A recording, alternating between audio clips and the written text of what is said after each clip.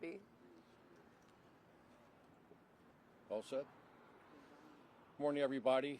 I'm at the MVA. It's right behind me over here in Essex. This is the place where you have to come and pay a lot of taxes. You have to pay for an extra, you pay 6.5% excise tax for a car if you buy it. Registration is up 78% for a car, 78% over last year. The percentages have gone up to the point where it's so dramatic that it's affecting everybody. Actually, some of the registration plans have gone up so high that you could do a payment plan. You could do it with the MVA. And what's that tell you? We have the historic cars. Used to be that if it was 20 years old, you could get historic plates. Now it's 25. All these things are little slippage, a slippage that's cost everybody a lot of money. And the governor has said that there's really, I have a rate decrease, tax decrease. When you take fees and taxes, put them together, it's semantics. Some people say, well, a fee is not a tax. Well, it comes out of your pocket. It is a tax. So we have that, and then the VEIP, the emission control. Emission control is up 114 or 117%, according to a couple of people this morning, just verifying my numbers. And that's up to the extent that it's not only a big useless thing that we have to do. It's something where you have to take your car and go over to an inspection point and take your time out of a job, and a lot of people are working back here. Are we okay with this? You have to take off work and go over and get your car inspected. And most all of these cars are all safer, better, and they're not polluting like they used to back in the days. 1984 was the benchmark. 1984 was the benchmark year to start the vehicle control emissions.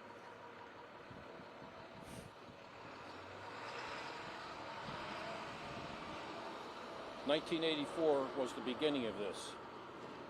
Today, with carbon monoxide, particulates, and nitrous oxide are down 95%. In some cases, even more. So there's not even any more pollution coming from the cars. I would recommend very strongly, if I become governor, that we just eliminate it completely. That could save between $30 and $40 million. Just that alone. We need to do that from the standpoint that it's useless. It takes time out of your day, and then it's just another way to grab money from you. I believe we should do that. Cars are cleaner, emissions are less. It's time to just take a look at things like this. I also believe very strongly, and I've talked to people about trying to find a way to get the gas tax reduced. It's kind of complex, but it can be done, and I think that somebody ought to take a look at that. The gas right now, fuel this morning, by the barrel is $60 a barrel, and it's $3, right around $3, sometimes less right now for fuel. And if we could reduce the fuel prices, our fuel tax, that affects everything that we get, everybody. There are people in front of me, people behind me that are in the transportation business that know exactly what I'm talking about. Fuel prices go down, products to your house go down. That's just the way it is. I also would like to think about what do we do with electric cars? Now, what's that have to do with the MVA? Well, we have 150,000 EVs are sitting on lots unsold around America today. All you have to do is go on ChatGPT and look that up. We don't really need a lot of people buying them, because you're going to have additional electric that's going to be put onto the system that we have. That would be real. It's going to be more of a problem getting that onto our system and taking more electric for what? The $7,500 rebate that used to be there is gone. You can't do it. charging stations that were all being set up are not being built, and if they are being built, they're being fueled by gas and coal. So these things are all things, they're just, it really gets down to cars are being used as a piggy bank for us, and I just think that it has to stop. I'd like to be able to incorporate a whole bunch of these things into my office when we get together, and I would hire people to be secretaries of transportation, economic development, that are going to pay attention to us to the extent that they care about what people say. We have been neglected long enough, and we're hearing a lot of talk and nothing is happening. And there are many other subjects that I could talk about here this morning, but I'm going to cut it short and to see if anybody has any questions. Ed, we're going into another budget deficit, quite probably this year. What do you have to say about that in terms of how this state has been mismanaged to where we're looking at annual budget deficits under the Moore governorship? Well, you know, it started off that he had a $5 billion surplus, $3 billion deficit. Now there's going to be another $1.5 billion deficit. Where's the money come from? It's going to have to be some form of a tax increase someplace. But he's saying to everybody that there's tax reduction. He's saying that kind of thing. And we have a lot of jobs are leaving the state right now, a lot of jobs. And we have to get more job creation. And that's one of the things I've done all my career. I started from nothing and created tens of thousands of jobs, and I'd like to be able to do that. And I think that we have to get people, we have to do retention of the companies that are here, stop people from leaving, and get more jobs created. Can you reduce in terms of taxes and fees? Well, I think one of them is just get rid of this, the EIP, get rid of that, and try to get taxes reduced on gas. And they say it's in the Transportation Trust Fund, and it's all very convoluted. You can't take it out of the general fund. I believe where there's a will, there's a way. People want to do this. This would affect everybody that's standing here with me this morning. This would affect everybody. I'd like to do that, but getting jobs created is going to be probably job number one. Or keeping the jobs here is going to be job number one for anybody that comes in as the governor. And how do you plan to keep jobs here? Pardon me? How do you plan to keep jobs here? Well, I've been a job creator all my career. I've been all over the world doing this, with mayors and governors, and I have brought jobs here. I was the largest employer in the Port of Baltimore for 20, 30 years, and I believe that this is just a great state to be in. Logistically, because of where we are, the port is the farthest western in the entire United States to the Midwest. So we have a real strategic advantage, and we're not taking advantage of it. One of the big hot items today is the bridge. Had a press conference a couple months ago that the bridge not being built is a catastrophic failure by our government. It's so wrong that it's unbelievable. It's almost unmentionable that they could say it was going to be X number of dollars and it was going to be done in 2028. Now it's going to be another $3 billion more on top of it. Who's going to fund it? And this is a direct problem for the people in our neighborhood. Over East Baltimore, Turner Station, Glen Burnie, Pasadena, everybody has to go around the Beltway to get on the other side. Or hazardous cargo cannot go through the tunnel. You can't go through the tunnel because you just can't do it. So that puts more traffic on the Beltway, which creates just a terrific mess every morning. And I just believe that there's just no action. It's a lot of talk, but nothing is happening.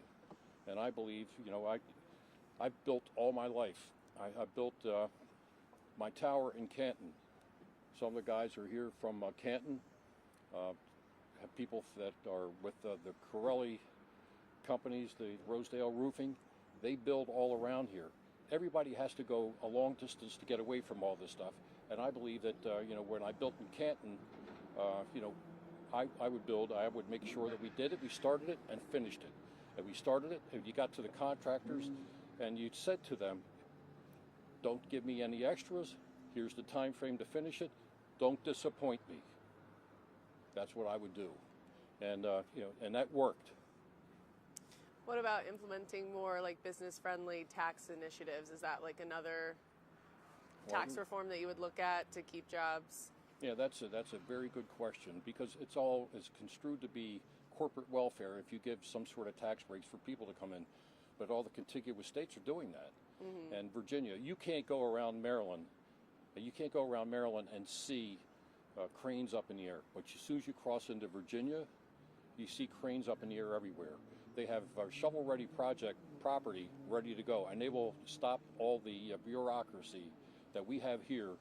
They don't do that down there. It's really that simple. All you have to do is just cross over the Beltway, and you look, and there's every place has got something going up. We have, we were over at a farm in Western Maryland. You've got Pennsylvania to Virginia, a line going through there right now that it's going to be a power line, and these towers are going to go through everybody's personal farms and properties. They're going to do that. They're going to go through that, and it's nothing more than an extension cord that goes from Pennsylvania down to Virginia to take care of a power plant or a plant down there that's going to need power. We get no benefit from that whatsoever, other than destroying some of the farms. That you just can't do that. So why are they doing it? Running through our state doing that? I believe very strongly that we should do nuclear power plants, and we should start it right now. And we got a year before, that there's going to be a new governor, but I don't hear anybody talking about that. I think that nuclear power plants should be done and should be talked about now, because we need power. We're all paying more and more for electric every single month. Is it fair to say that the rising costs that Marylanders are facing is kind of at the heart of why you decided to run? Yes. I was not going to run, and I was going to leave the state, because I just got sick and tired of the taxes and the fees, and I've been saying this for a long time. And I just decided, I've got 10 grandchildren, and I thought, I'm going to stick around here and see what I can do. I have nothing to gain by being the governor here. I don't care about the trappings of the office. I don't care about anything other than making sure that we get things done correctly so that we can be better. We're better than this. And we need somebody that's going to be there, that's not going to be running for president. We've had a succession of people that always wanted to be the president, looking for the next job. That is not me. I don't want to do that. I think just lastly, the question would be, if you are going to make all these cuts, how will we continue to fund like vital transportation projects if you're slashing taxes? Well, we have a budget deficit right now that we have to correct. Statutorily, constitutionally, we have to do that. We have to correct that. So I don't think we have any choice. The law says you have to do it. So somebody's going to have to wade in there and do that. I don't know if this guy wants to do it, because he's running for president, and it's not going to look too good to the Democrat Party. So I would do that. And I think that there's a lot of fluff. And I was told that there were 5,000 people or vacant jobs when he got there. And he said, let's fill them up. So let's fill them up. And he filled up 3,500 jobs. So what are these people doing? They weren't there before. They're there now. And now we have this deficit that's growing. You hear things like this, and I think there's time to take a real clear look at how to cut things. Besides cutting jobs, potentially, is there anything specifically state spending-wise that you think could be cut? You talk about the fluff, Is there anything specific? I believe, for example, there's this red line that's going to go from Woodlawn to Canton. I'm the person that really did Canton Crossing, and I was not really for it. I wasn't against it until you start looking at the money part of it. It's $3 to $5 billion and increasing. Why don't we just go out and get 10 articulating buses, the big buses, and let them do it? We don't have the money to do it right now. Stop thinking about doing that, and be pragmatic and smart about how you're spending your money. Anything that we're already spending money on, though, that you think should be cut? I think there's a couple departments that I know of, which I'd like to stay quiet about right now, but that really need to be cut. And I don't think anybody would miss them. You staying quiet for any reason? Can't say it yet? I don't want to hurt anybody's feelings today. I think that's all I have. Is there anything else you'd like to add that I neglected to ask? That's a very good question. No. Okay. I was admonished about talking about coming here, just talking about the fees and increases with the MVA, which are very bad, and I think it's bad we're using cars and transportation as a way to get money out of us, and I think that we should stop that immediately.